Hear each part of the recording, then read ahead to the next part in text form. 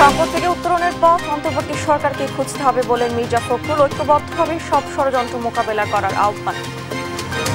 সরকারের কাছে আহ্বান থাকবেন, যা হওয়ার হয়ে গেছে, আপনারা দয়া করে ওই সমস্যাগুলো সমাধান করে যাতে সবাই একসাথে আমরা নির্বাচনের দিকে যেতে পারি, এই সমস্যার সমাধান করে আমরা জনগণের কল্যাণের জন্য কাজ করতে পারি, সেই পথে কি চলুন।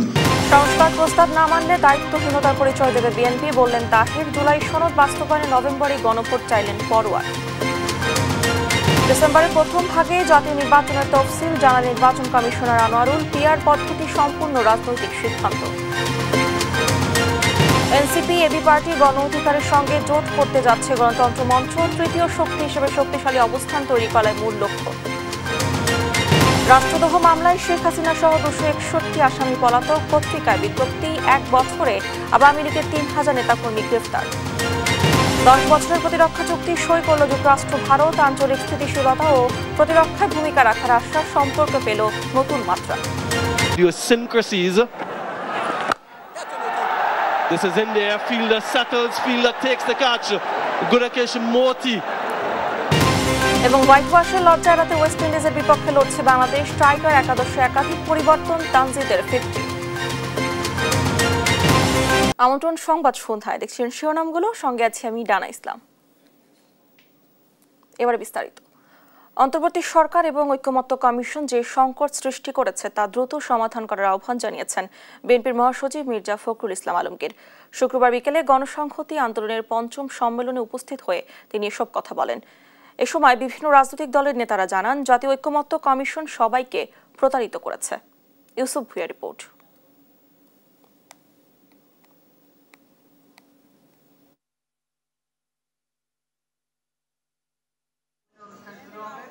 শুক্রবার বিকেলে রাজধানীর ইঞ্জিনিয়ারিং ইনস্টিটিউটে অনুষ্ঠিত হয় গণসংহতি আন্দোলনের 5ম জাতীয় সম্মেলন। সম্মেলনে যোগ দেন বিভিন্ন রাজনৈতিক দলের নেতারা। তারা বলেন, এই সরকারকে যারা বসিয়েছে তারাই তাকে প্রতারক বলছে।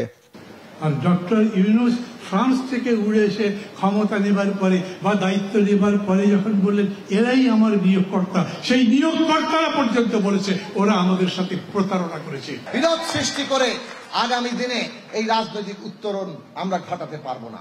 আমাদের পরিষ্কার বক্তব্য যে ঐক্যমত্যের ভিত্তিতেই এই জুলাই জাতীয় সনদ কিভাবে বাস্তবায়িত হবে তার প্রক্রিয়া ঠিক করে অবিলম্বে আমাদের নির্বাচনের মধ্যে যেতে হবে। জাতীয় ঐক্যমত্য কমিশন সবাইকে প্রতারিত করেছে বলে অভিযোগ করেন তারা। অন্তর্বর্তী সরকারকে সংবিধান সংস্কারের মতো সিদ্ধান্ত থেকে দূরে থাকার কথাও বলেন বক্তারা। অনেক সময় চরম বুদ্ধিমান মানুষরা নির্বুদ্ধিতার যে পরিচয় দেয়, জাতীয় ঐক্যমত্য কমিশন এবার সেই পরিচয়টা তারা দিয়েছে। যাদেরকে আমরা প্রায় মাথায় তুলে যাদেরকে আমরা রাখতে চেয়েছিলাম তাদেরকে এখন আখ্যায়িত করা, তারা এখন বিশ্বাসঘাতক হিসাবে, প্রতারক হিসাবে তাদেরকে এখন আখ্যায়িত করা হচ্ছে। এ সময় বিএনপির মহাসচিব মির্জা ফখরুল ইসলাম আলমগীর অন্তর্বর্তী সরকার এবং ঐক্যমত্য কমিশন যে সংকট সৃষ্টি করেছে তা সমাধান করার আহ্বান জানান।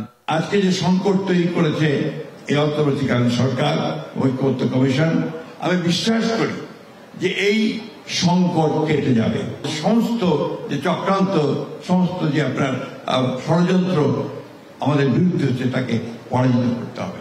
এখানে আমরা বিভিন্ন দল করতে পারি, বিভিন্ন মত থাকতে পারে, বিভিন্ন পথ থাকতে পারে। একটা বিষয় আমরা সবসময় ছিলাম, বাংলাদেশের ব্যাপারে সবার আগে বাংলাদেশ, এ ব্যাপারে আমাদের কোনো সন্দেহ নেই। চলমান সংকট দ্রুত কেটে যাবে বলেও প্রত্যাশা জানান মির্জা ফখরুল। কিন্তু বাংলাদেশে তামিম মাহবুব, দেশ টিভি, ঢাকা। একটি দল নির্বাচন বানচালে উঠে পড়ে লেগেছে বলে অভিযোগ করেছেন বিএনপির মহাসচিব মির্জা ফখরুল ইসলাম আলমগীর। শুক্রবার জাতীয় সমাজতান্ত্রিক দল জেএসডির প্রতিষ্ঠাবার্ষিকী আলোচনা সভায় তিনি বলেন, জুলাই সনদ নিয়ে বর্তমানে যে সংকট তৈরি হয়েছে তার দায় অন্তর্বর্তী সরকারের। আগামীতে নির্বাচিত হলে ফ্যাসিবাদ বিরোধী আন্দোলনের সহযোদ্ধাদের সঙ্গে নিয়ে জাতীয় সরকার গঠনের কথাও জানান তিনি। ফররুক বাবু রিপোর্ট। ফ্যাসিবাদ প্রতিরোধে অংশীদারিত্বের গণতন্ত্র প্রতিষ্ঠার দাবিতে আলোচনা সভার আয়োজন করে জাতীয় সমাজতান্ত্রিক দল জেএসডি। দলটির 53তম প্রতিষ্ঠাবার্ষিকী উপলক্ষে জাতীয় প্রেস ক্লাবে এ আয়োজন করা হয়। দেশের রাজনৈতিক সংকট থেকে উত্তরণের জন্য বিএনপিকে অগ্রণী ভূমিকা রাখার দাবি জানান গণতন্ত্র মঞ্চ সহ একাধিক রাজনৈতিক দলের নেতারা। অনুষ্ঠানে এবি পার্টির চেয়ারম্যান মুজিবুর রহমান মঞ্জু নির্বাচন নিয়ে জটিলতার জন্য বিএনপির দুর্বলতাকে দায়ী করেন। আর গণ অধিকার পরিষদের সভাপতি নুরুল হক নূর দাবি করেন আগামী জানুয়ারি মাসে জাতীয় নির্বাচন করার। আগামী ফেব্রুয়ারি নয়, আমরা মনে করি এখন নির্বাচন জানুয়ারিতে হতে পারে। আমি আগেও বলেছি নতুন বছরের নতুন মাসেই জাতীয় নির্বাচন হোক। প্রধান উপদেষ্টা সেই বিষয়ে, রাষ্ট্রপতি সেই বিষয়ে নির্বাচন কমিশনকে দিক নির্দেশনা দেওক এবং জাতীয় নির্বাচনের একই সাথে গণভোট হবে। 8 মাস ধরে বিএনপি নানা বিষয়ে চুলচেরা বিশ্লেষণ করছে। কেন করছে? কারণ কি বিএনপি জানে যে ক্ষমতায় গেলে তাকে জবাবদিহিতার মুখে পড়তে হবে, তাকে প্রত্যেকটা ইস্যু হয়তো পালন করতে হবে। যে আমি ক্ষমতায় গেলে এই দায়িত্ব পালন করতে হবে, এই ভাবতে ভাবতে 15 বছর ধরে ক্ষমতায় আসতে পারে না। ঐক্যমত্য কমিশনও শেখ হাসিনার মতোই সিদ্ধান্ত চাপিয়ে দিচ্ছে, এমন অভিযোগ করেছেন বিপ্লবী ওয়ার্কার্স পার্টির সাধারণ সম্পাদক সাইফুল হক। বলেন ফেব্রুয়ারি নির্বাচন ঝুঁকির মধ্যে পড়লে অন্তর্বর্তী সরকারও ঝুঁকিতে পড়বে। ফেব্রুয়ারি নির্বাচন কোনো কারণে যদি বিপদগ্রস্ত হয়, যদি ঝুঁকির মধ্যে পড়ে এই সরকার, তারাও কিন্তু বড় ধরনের ঝুঁকির মধ্যে পড়বে। বাংলাদেশ অনাকাঙ্ক্ষিত সংঘাত সংঘর্ষ, এমনকি গৃহযুদ্ধের যে বিপদের কথা অনেকে বলছেন, প্রকারান্তরে এই গৃহযুদ্ধের দিকে অনেকে নিয়ে যেতে চান, সে পথে কোনোভাবে আমরা হাঁটব না। নাগরিক ঐক্যের সভাপতি মাহমুদুর রহমান মান্না বলেন বর্তমান সংকট থেকে বের হয়ে আসার একমাত্র পথ জাতীয় নির্বাচন। বিএনপি যখন গত বছর 5ই আগস্টের পরেই বলেছিল নির্বাচন দিয়ে দেন তাড়াতাড়ি করে, তখন লোকে বিএনপিকে ভুল বুঝেছিল। তখন বলেছিল এখনো রক্তের দাগ শুকায়নি, এরা এখনই নির্বাচন চায়। অথচ আজ 1 বছর পরে সমস্ত মানুষ মনে করে নির্বাচন দরকার। এখন বিশ্বের যত শক্তি তারা মনে করে নির্বাচন দরকার। এই নির্বাচনের জন্য ওদের উপর নির্ভর না করে চলুন আরো বৃহত্তর ঐক্য গড়ি। বিএনপি মহাসচিব মির্জা ফখরুল ইসলাম আলমগীর বলেন গণভোট নির্বাচনের আগে করার সুযোগ নেই, নির্বাচনের দিনই গণভোট হতে হবে। আজকে যে সংকট তৈরি হয়েছে, এই সংকট সত্যিকার অর্থে তৈরি করেছে বর্তমান অন্তর্বর্তীকালীন সরকার। গণভোট নির্বাচনের আগে করার কোনো সুযোগ এখন আর নাই। নির্বাচনের দিনই গণভোট হবে, সে কথা আমরা পরিষ্কার করে বলেছি। সেখানে দুটো ব্যালট থাকবে, একটি ভোট গণভোটের জন্য, আরেকটি হচ্ছে জাতীয় সংসদ নির্বাচনের জন্য। আমাদের মিত্রদেরকে নিয়ে, যাদের সঙ্গে আমরা দীর্ঘ 15 বছর লড়াই করেছি, একসাথে কাজ করেছি, তাদেরকে সঙ্গে নিয়ে আমরা সরকার গঠন করতে চাই এবং খুব পরিষ্কার কথা আমরা বলেছি আমরা জাতীয় সরকার গঠন করতে চাই। ফররুখ বাবু, দেশ টিভি, ঢাকা। সংস্কার নিয়ে সব দল ঐক্যবদ্ধ থাকলেও বিএনপি উল্টে গেছে, এমন অভিযোগ করেছেন জামায়াতের কেন্দ্রীয় নায়েবে আমির ডক্টর সৈয়দ আব্দুল্লাহ মোহাম্মদ তাহের। এদিকে জুলাই সনদ বাস্তবায়নে নভেম্বরে গণভোট দিয়েই ফেব্রুয়ারিতে জাতীয় নির্বাচন দিতে হবে বলে হুঁশিয়ারি দিয়েছেন দলটির সেক্রেটারি জেনারেল মিয়া গোলাম পরোয়ার। শুক্রবার আলাদা অনুষ্ঠানে এসব কথা বলেন তারা। সহকর্মীদের পাঠানোর তথ্য ও ছবিতে সায়রা খানের রিপোর্ট। শুক্রবার কুমিল্লার সেন্ট্রাল মেডিকেল কলেজ অডিটোরিয়ামে 14 গ্রাম উপজেলা ভোট কেন্দ্র পরিচালক সমাবেশ করে জামায়াত। অনুষ্ঠানে দলটির কেন্দ্রীয় নায়েবে আমির ডাক্তার সৈয়দ আব্দুল্লাহ মোহাম্মদ তাহের বলেন সংস্কার নিয়ে সব দল ঐক্যবদ্ধ থাকলেও বিএনপি হঠাৎ উল্টে গেছে। আরপিও সংস্কার হ্যাঁ না গণভোট কিছুই মানছে না বিএনপি। তারা আরপিও মানে না, তারা সংস্কার মানে না, তারা সংস্কারের প্রক্রিয়া মানে না। সংস্কারের যে গণভোট, এটা আমাদের প্রস্তাব ছিল। বিএনপি কিন্তু প্রথমে বলছে আপনারা সাংবাদিক, আপনারা ফলো করেছেন। বিএনপি প্রথম বলছিল ওরা গণভোট মানে। জাতীয় নির্বাচন ও গণভোট নিয়ে সরকার অপকৌশল করলে জনগণ আন্দোলনে নামবে বলে হুঁশিয়ারি দেন তিনি। যদি সরকার কোনো দলের কাছে মাথা নত করে তাদের দাবি পূরণের জন্য সরকারি ইনস্ট্রুমেন্ট হিসাবে কাজ করে, তাহলে এই সরকারের প্রতি আমাদের আস্থা রাখার আর কোনো সুযোগ থাকবে। এদিকে জুলাই সনদ বাস্তবায়নে নভেম্বরের গণভোট দিয়ে ফেব্রুয়ারিতে জাতীয় নির্বাচন দিতে হবে বলে হুঁশিয়ারি দিয়েছেন জামায়াতের সেক্রেটারি জেনারেল মিয়া গোলাম পরোয়ার। শুক্রবার খুলনা জেলার ডুমুরিয়া স্বাধীনতা চত্বরে হিন্দু সম্মেলনে প্রধান অতিথির বক্তব্যে তিনি একথা বলেন। অভিযোগ করেন স্বাধীনতার পর যারা দেশ চালিয়েছে তারা নিজেদের স্বার্থে হিন্দুদের ব্যবহার করেছে। আমরা ফেব্রুয়ারিতে নির্বাচন চাই, জুলাই সনদ বাস্তবায়নের আদেশ জারি করুন, নভেম্বরে গণভোট দিন,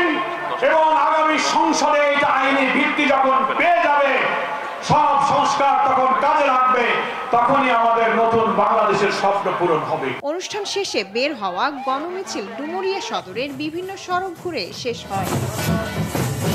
শায়লা খান, নিউজ ডেস্ক, দেশ টিভি।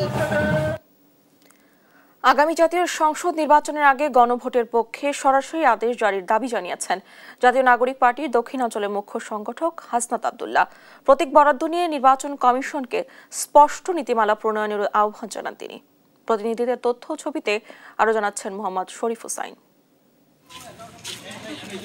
শুক্রবার সকালে পিরোজপুর উপজেলা পরিষদ মিলনায়তনে এনসিপির জেলা সমন্বয় সভা অনুষ্ঠিত হয়। এতে অংশ নেন জাতীয় নাগরিক পার্টির দক্ষিণাঞ্চলের মুখ্য সংগঠক হাসনাত আব্দুল্লাহ।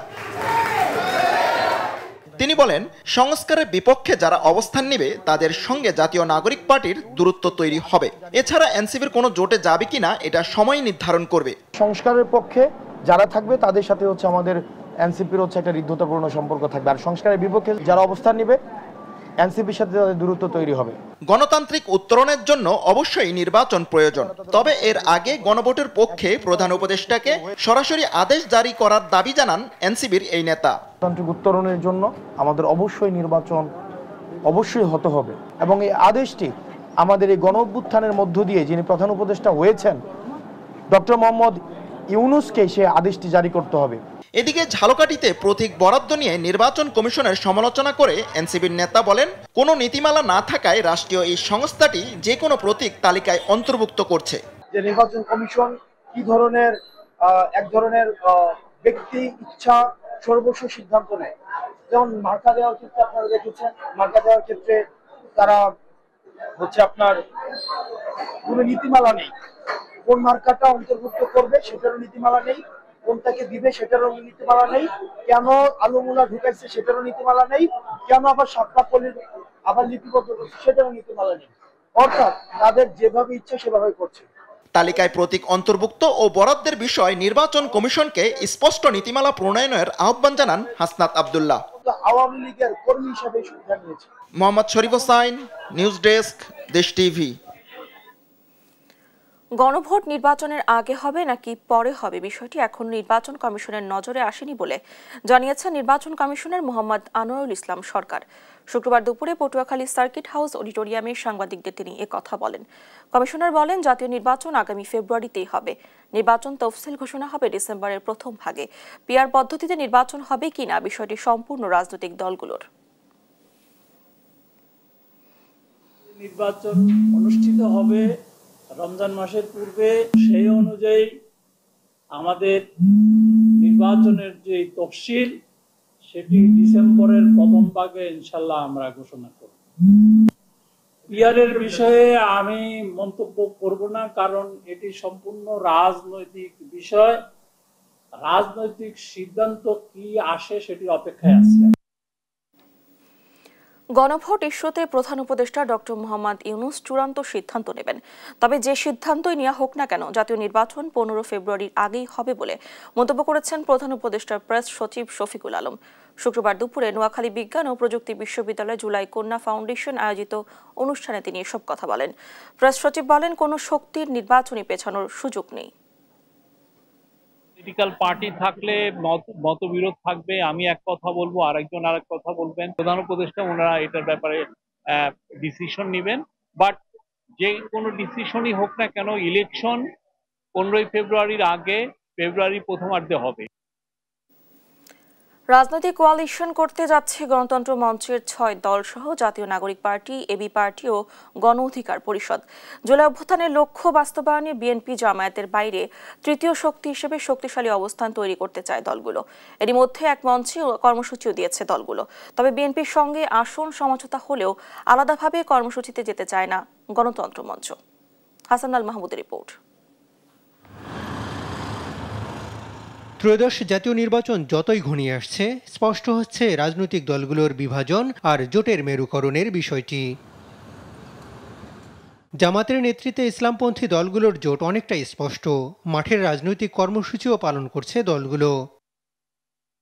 জুলাই জাতীয় সনদ বাস্তবায়নে বিএনপি, জামায়াত ও জাতীয় নাগরিক পার্টির মধ্যকার টানাপোড়েনের মধ্যে তৃতীয় রাজনৈতিক কোয়ালিশনের দিকে যাচ্ছে গণতন্ত্র মঞ্চের দলগুলো। গণ অধিকার পরিষদ, জাতীয় নাগরিক পার্টি ও এবি পার্টি এরই মধ্যে এক মঞ্চে কর্মসূচিও পালন করেছে। তবে দলগুলোর নেতারা বলছেন, এখনই নির্বাচনী জোটের দিকে না গেলেও জুলাই অভ্যুত্থান ও নাগরিক অধিকার প্রশ্নে এক মঞ্চের কর্মসূচিতে যেতে চান তারা। বিএনপির সাথে তো আমাদের মৌলিক অনেকগুলো বিষয় মিলছে না। আমরা পিআর চাই আপার হাউসে, ওরা কোথাও চায় না। একই ব্যক্তি একই সাথে সরকার প্রধান, দলীয় প্রধান, আবার হাউসের প্রধান, এটা থাকার দরকার নেই। এইটা বিএনপি রাখতে চায়, আমরা রাখতে চাই না। তো এইসব লড়াই তো আমাদের থামবে না। জুলাই অভ্যুত্থানের আকাঙ্ক্ষা বাস্তবায়নে এক মঞ্চে এসে বাড়তি চাপ প্রয়োগ করতে চায় দলগুলো। পুরানো দলগুলোর মধ্যে ফ্যাসিবাদী ব্যবস্থার এখনো আমরা চিহ্ন দেখতে পাচ্ছি, এখনো তাদের মধ্যে সেই টোন, সেটাকে আঁকড়ে থাকার, সেদিকে থাকার প্রবণতা দেখতে পাচ্ছি। ফলে আমরা প্রায়োরিটি দিচ্ছি নতুন প্রজন্মের যে দলগুলো আছে, নতুন ধারণা নিয়ে যারা কাজ করছে, জুলাই অভ্যুত্থানের আকাঙ্ক্ষাটাকে নিয়ে নতুন রাজনৈতিক অ্যালায়েন্স করতে পারি, এটা হবে আমাদের একটা প্রাথমিক পদক্ষেপ। বিএনপির সঙ্গে গণতন্ত্র মঞ্চের নির্বাচনী সমঝোতা হলেও আলাদা এ কোয়ালিশনের স্বতন্ত্র অবস্থান রাখতে চায় তারা। আমরা নিশ্চয়ই কেবল একটা দর কষাকষির জায়গা থেকে এই ধরনের বিষয় আমরা করছি না। আমরা এই ধরনের জোট থাকলেও বিএনপির সঙ্গে আমাদের একটা আলাপ আলোচনা বোঝাপড়া থাকবে, অথবা যদি নাও থাকে বিপ্লবী ওয়ার্কার্স পার্টি বা গণতন্ত্র মঞ্চগতভাবে বিএনপির সঙ্গে তো আমাদের একটা দীর্ঘ একটা পথ চলা। জুলাই সনদ বাস্তবায়ন ঘিরে বিএনপি ও জামাতের মধ্যকার টানাপোড়েন কমিয়ে আনতে তৃতীয় পক্ষ হিসেবে উদ্যোগ নিতে চায় দলগুলো। যেহেতু আমরা একটা গণ অভ্যুত্থান করতে পেরেছি একটা ঐক্যবদ্ধতার মধ্যে দিয়ে, এবং আমাদের একটা নতুন আকাঙ্ক্ষা আছে, তীরে এসে তো নিশ্চয়ই আমরা তরি ডোবাতে চাইব না। সেদিক থেকে আমরা মঞ্চ তিন দল মিলে আমরা চেষ্টা করব, আমরা যোগাযোগ করছি। তবে পতিত ফ্যাসিবাদের বিচার, সাংবিধানিক সংকট থেকে উত্তরণ ও রাজনৈতিক নতুন বন্দোবস্ত প্রতিষ্ঠায় দীর্ঘমেয়াদী কর্মসূচিতে যেতে চায় এ কোয়ালিশন। আমরা হাঁটবো একসাথে, হাঁটতে হাঁটতে পায়ে শক্তি হবে, তাতে ঐক্য হবে। হাসান আল মাহমুদ, দেশ টিভি, ঢাকা।